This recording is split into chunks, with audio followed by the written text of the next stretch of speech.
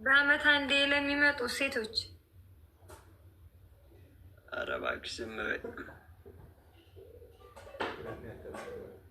ኧረ ኖርማል ነው የእኔ ቆንጆ፣ እንደ አያሳስብም።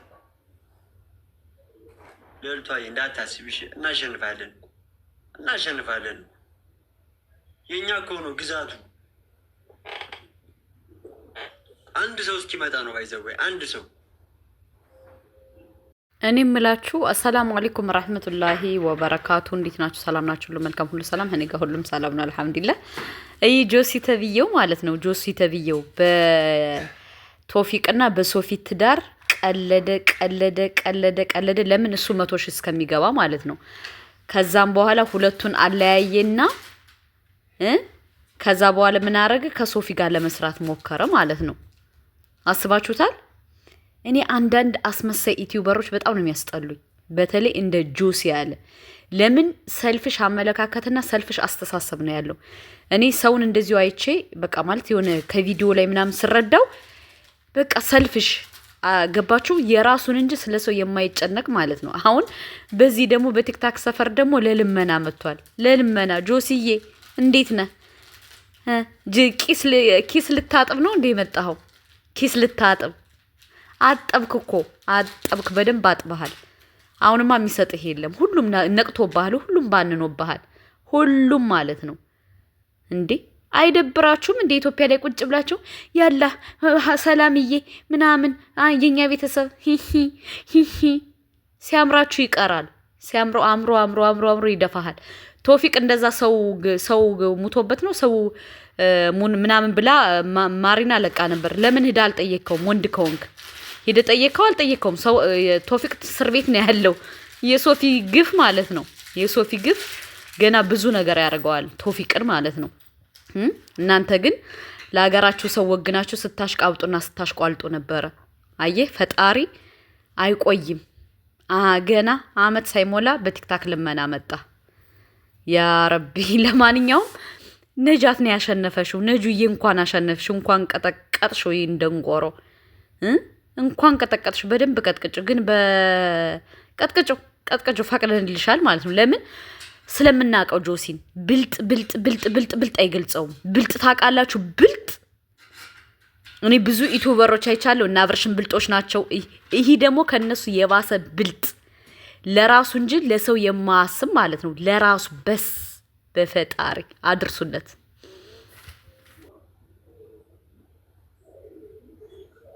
አንድ ሰው እስኪመጣ ነው። ከዛ በኋላ ትገረፋለች።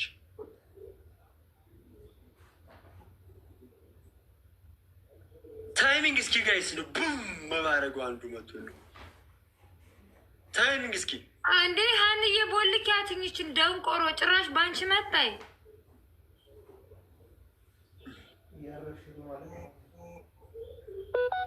ቦልክያትማ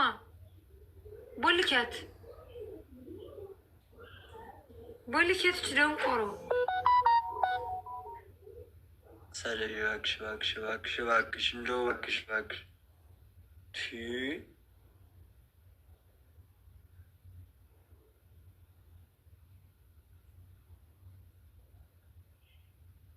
ስድብ ብቻ እንደው።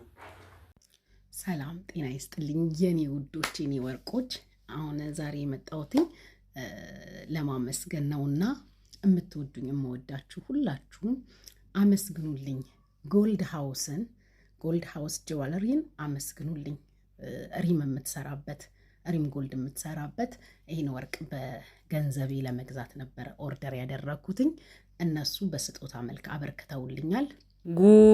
ጉድ ያጀማ ማለት ነው። እኔ በቲክታክ መፈመስ እንደዚህ ጥቅም ያለው አይመስለኝም ነበር። ወላሂ እየቀለድኩ አይደለም። ለካ መፈመስ ጥቅም አለው። እያት እች ተባልታ ጉጅዬ ማለት ነው ወርቅ ተሸለመች። ለካ አዳሜ ያልሆነውን ሆነ የሆነውን ሆነ እያለ የሚያወራው ለመታወቅና ለመፈመስ ነው። ወላሂ እኔ ጥቅም ያለው አይመስለኝም ነበር። ስወዳችሁ ማሮቼ ፍቅሮቼ ማለት ነው። ኢትዮን ሰብስክራይብ አድርጉልኝ። ወለ ታዋቂነት እንደዚህ ከጠቀመ እኔንም እየገባችሁ ሰብስክራይብ አድርጉኝ፣ አሳድጉኝ። እንዴ እኔ ጥቅም ያለው አይመስለኝም ነበር። ወላሂ እየቀለድኩ አይደለም። ስሬስ አሁን እቺ ለመታወቅ ያልፈነቀለችው ድንጋይ የለም። አሁን ታውቃለች ኦልሬዲ። በቃ እና ለካ መታወቅም ጥቅም አለው። ነገ ተበላው እናቴን። እስካሁን ስንት ወርቅ አፍሼ ነበር፣ ስንት ወርቅ። ለካ መታወቅም ይጠቅማል። አዳሜ ለካ የሚባሉ ማለት ነው ጥቅም ስላለው ነው። እሪ። ለማንኛውም ሰብስክራይብ፣ ላይክ፣ ሼር እያደረጋችሁ እኔም መታወቅ እፈልጋለሁ ከዛሬ ጀምሮ ማለት ነው። ጥቅም መኖሩን ባቅ ኖሮ እኔ እስከዛሬ ስንት ድንጋይ ፈነቅል ነበር። አላወቅኩም፣ አልሰማውም። አሁን ለማንኛውም እየገባችሁ ሰብስክራይብ አድርጉኝ። እወዳችኋለሁ። በጣም ነው የማመሰግነው የጎልድ ሃውስ ኤንድ ጆለሪ ስታፎቹን፣ ባለቤቱን እንዲሁም ደግሞ ሪምዬ የኔ ወርቅ እድሜና ጤና ይስጥሽ። ረጅሙን እድሜ ከጤና ጋር ተመኝቻለሁ። ክበሪልኝ። በጣም ነው የማመሰግነው ስላከበራችሁኝ፣ ስለወደዳችሁኝ፣ ስለሰጣችሁኝ ጊፍት እግዚአብሔር ጨምሮ ጨማምሮ ይስጣችሁ ብያለሁ። በጣም ብዙ ብራንች ክፈቱ። መልካሙን ሁላ ተመኝቻለሁ። እወዳችኋለሁ። ሳለቅስ ከጎኔ ሆኖ ልክ እኔ መሳቅ ስጀምር የሚገለበጡብኝ እኔ ላይ ብቻ ነው። ግን እውነት አንዳንዴ ሰው ዝም የሚለው መልስ አጥቶ አይደለም። ዝም የሚል ሰው ብዙ ጊዜ ሲሰደብ ሰው ተነስቶ ሲናገረው ዝም የሚል ሰው መልስ አጥቶ አይደለም። ከተናገረ ብዙ ነገሮች ይበላሻሉ። ብዙ የታፈኑ ነገሮች ይወጣሉ። ለዛ ነው አንዳንድ ሰው ደግሞ ያንን ዝምታ እንደ ድክመት የሚቆጥረዋል። አንዳንድ ሰው ደግሞ ማስረዳት አቅቶ ሲያረቅስ ያ ነገር እንደ ድካም ይታይበታል። እውነት እሱ ጋር ያለ ግን ማስረዳት ስለማይችል ብቻ ያረቅሳል። እና ለሁሉም ነገር ጊዜ አለው። ጊዜው የደረሰ ጊዜ ብዙ ነገር እናወራለን፣ ብዙ ነገር እንጫወታለን። ጊዜው እስኪደርስ ግን መልሴ ዝምታ ነው። ይህን ቪዲዮ ሼር አድርጉና ለሚመለከተው አካል አድርሱልኝ። ለኢትዮጵያ ኤምባሲ ኃላፊነታችሁ የቱ ጋ ነው? እስቲ ንገሩን። እስቲ ኃላፊነታችሁ የቱ ጋ ነው? ኢንፎርም ላይ ስልክ ቁጥር ጽፋችሁ የምትሰጡት ምን ለሚያደርግ ነው? ማስታወሻ ነው። ሰው በተቸገረ ሰዓት ካልደረሳችሁ እናንተ ሬሳ መቀበል ነው እንዴ ስራችሁ? እናቴ ልጅ የኢትዮጵያ ኤምባሲ ከተኛበት ለመነሳት ገና 40 ዓመት ይፈጅበታል። ወላሂ ለምን እንደሆነ እንደዛ እንዳልኳችሁ ታውቃላችሁ? ሳውዲ አረቢያ ላይ የዛሬ 4 ዓመት የታሰሩት እስካሁን እስር ቤት ናቸው። እስካሁን ማለት ነው። የኢትዮጵያ ኤምባሲ ምንድነው የተረፈን? ቁጭ ብሎ የኛን በግብር በምን አድርጎ በታክሲ አድርጎ እኛን ቦጥቡጦ በእኛ ስም መነገዳቸውና በእኛ ስም ቁጭ ብለው ፏፈሽ ማለታቸውን ያናደኛል እንጂ የኢትዮጵያ ኤምባሲ ይደርስልኛል ብለሽ ከሆነ በጣም ተሳስተሻል። 40 ዓመት እንደገና ብታለቅሽ አይሰሙሽም። በእኛ ስም ቁጭ ብለው መነገድና ከርሳቸውን መሙላት ነው የሚያውቁት። አታውቂም ነው ወይስ አታውቂ ነው የተሰደድሽው? ስንት ወንድሞቻችን እኮ እስር ቤት አልቀዋል።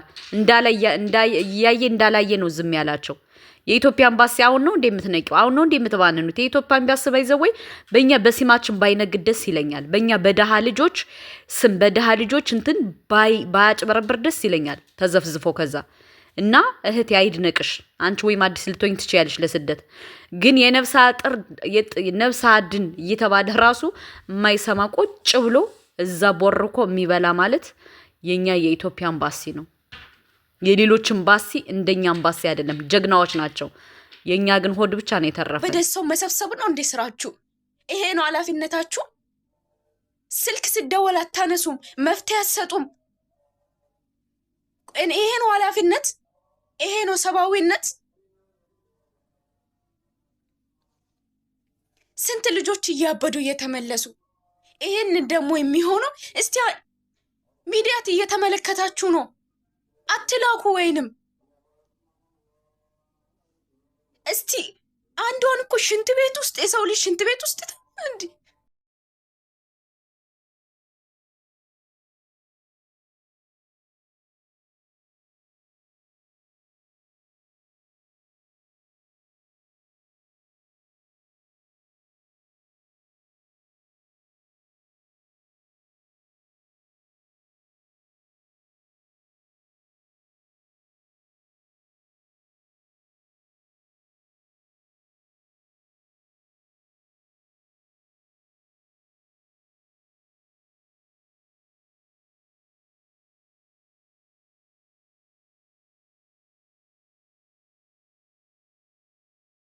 ከሰላም አለይኩም ወራህመቱላሂ ወበረካቱ። ከዚህ ጋር ግን አንድ አስተያየት መስጠት ፈልጋለሁ። ለምን ካላችሁ በቀደም በኦርቶዶክስ መጥቶ ነበር፣ አሁን ደግሞ በኢስላም መጥቷል። ይሄ ልጅ ማለት ነው። ምን ለማለት ፈልገህ እንደሆነ አላውቅም። ለመፈመስ እንደሆነ አውቃለሁ፣ ግን በሃይማኖት ባትመጡ፣ ሃይማኖት ማለት ቀይ መስመር ነው። ገባችሁ አይደለ?